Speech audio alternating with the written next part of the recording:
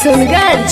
छोड़ी तोरा चले पिया के महलिया रे।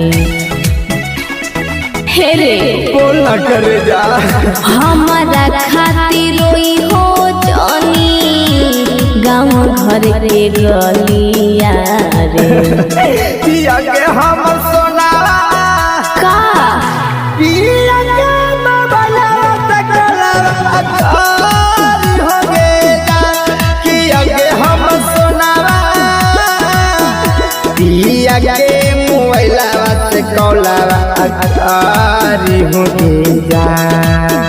अरे नहीं रे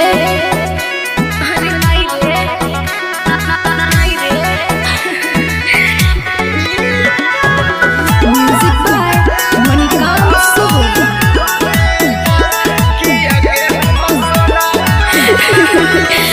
बात नहीं होता रे जानुआ काहे रे? हमारा ससुरारिया से। अच्छा। सुन ले तू केहू जलीता भरा दे तू गरिया से।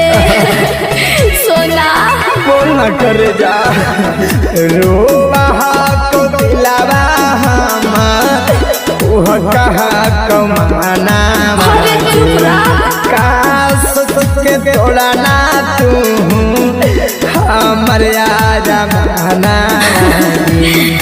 का हम बतइयो तोरा की होले हलतिया मोरा। कि आगे हमर सोना बोल ना पिया के बाबला तकला अकारी हो अरे नहीं रे कि आगे हम सोना का पिया के मोबाइला से कौला आरी हो जा। अरे बड़ी डर लगा हो।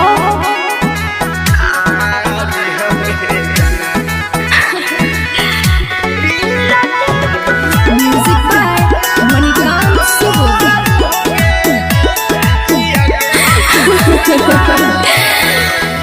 रोज के देखल का मुहावा अच्छा। याद परिया मोरे।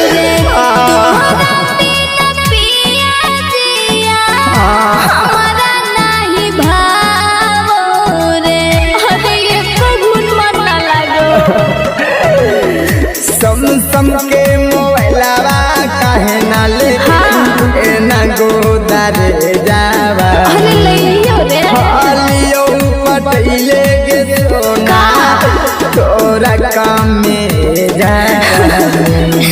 रामी मस राहुलैया रवा रहबो ना ससुर के घर।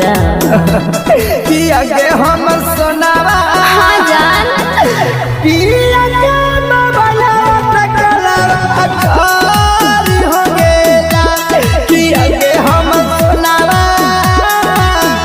पिया के मोबाइला से कौला अकारी।